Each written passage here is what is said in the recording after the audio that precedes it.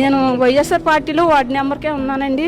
ఎన్నో మీటింగులకి ఆవేశపడతా వెళ్ళానండి.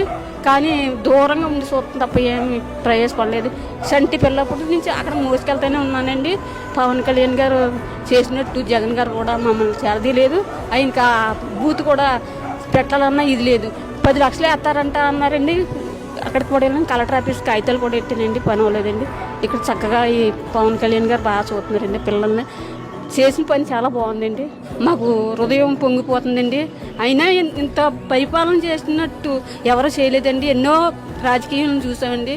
ఇలాంటి పిల్లల్ని సేరదీసి తన కష్టాజీతం ఈ పిల్లలకి ఎట్టాలని చూస్తున్నాడంటే ఆయన మహానుభావుడు అండి.